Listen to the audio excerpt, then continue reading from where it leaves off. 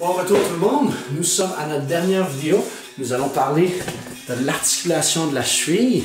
Donc la dernière articulation par rapport au rôle de toutes les articulations ou les articulations que nous utilisons le plus à la capoeira. On va parler de la cheville et la cheville, on parle de mobilité. Donc on parle d'un certain degré de mouvement, de liberté qu'on veut avoir. Puis ça va aider à protéger d'autres endroits de notre corps. Probablement plus le genou, des fois aussi même notre bas du dos. Alors lorsqu'on parle de l'articulation de la cheville, on veut vérifier un certain degré de mobilité. Si je vais en hyperflexion avec mon genou, c'est-à-dire si j'essaie d'amener mon genou vers l'avant en gardant mon pied en contact avec le sol, si je ne suis pas capable de passer mes orteils, je vais être limité ici et je vais être en cause de problèmes par rapport au risque de blessure. Tandis que si j'ai une certaine liberté, je vais en hyperflexion et mon genou est capable d'aller beaucoup plus loin que la pointe de mes orteils en maintenant mon pied au sol en entier, je suis capable de me protéger. Alors on va regarder un peu comment faire tout ça et pourquoi que c'est important. Alors premièrement, je vais prendre ma mesure. Je me place en position de fente ou de lunge ici avec mon genou arrière au sol. Ma cheville va être en dessous, directement en dessous de mon genou en avant. Le talon reste au sol et en utilisant ma main, en faisant une position ici en fermant mes doigts, je vais mesurer de mon gros orteil juste avant et je vais placer un bâton ici. Si je maintiens mon talon au sol et je fléchis ici doucement, si je ne suis pas à risque parce que je n'ai pas de charge, je n'ai pas de mouvement rapide, c'est contrôlé. Si je suis capable de maintenir mon genou centré, donc je ne le laisse pas aller vers l'avant, et je suis capable de toucher le bâton avec aise, de manière confortable, moins de risque de me blesser et beaucoup plus de liberté de mouvement. Je vais faire ça, même chose de l'autre côté. Puis souvent, si on trouve qu'un côté est beaucoup moins que l'autre, ça veut dire qu'on est plus à risque de se blesser. Alors, il faut faire attention. Mon côté gauche, j'ai déjà eu beaucoup de blessures à ma cheville, des entorses. Donc, je suis beaucoup plus limité, comme vous voyez. Je vais doucement. Je suis capable de toucher, mais je sens que c'est plus difficile de garder la position.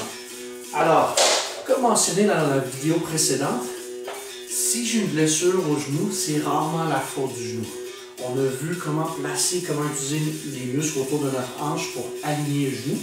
Ici, la cheville, si je n'ai pas de mobilité dans ma cheville, ça peut causer des problèmes au niveau de mon genou. Ça peut monter jusqu'à mon bas du dos, mais le genou, souvent, ça va être l'endroit qui va retenir le stress du manque de mobilité, de liberté de ma cheville. Alors, qu'est-ce que ça veut dire exactement?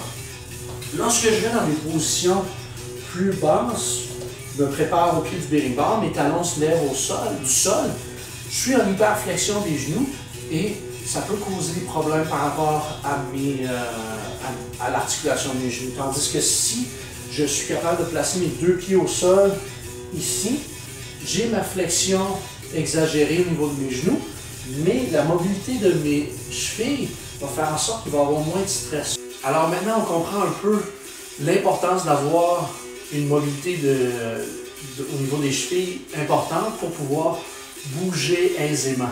Si je veux développer cette mobilité-là, je peux utiliser l'exercice de mesure pour mesurer la mobilité de ma cheville que j'avais fait tout à l'heure avec le bâton et tout simplement faire des petits allers-retours en m'assurant que mon talon reste au sol.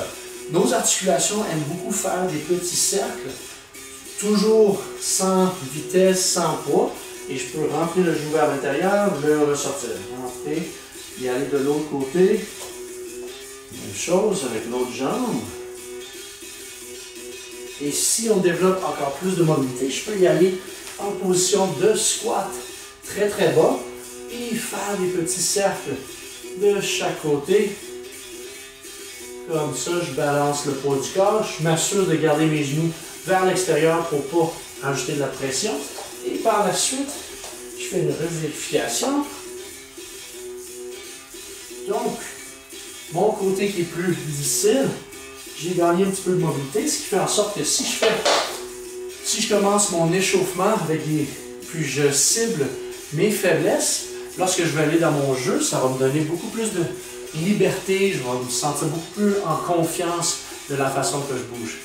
J'espère que la vidéo vous a plu et j'espère que ça vous a donné une idée de l'importance de comment la mobilité au niveau de la cheville devient importante. Si vous avez des questions, commentaires, suggestions, laissez-moi savoir et on va se revoir dans une prochaine vidéo. Comme d'habitude, merci beaucoup pour avoir visionné.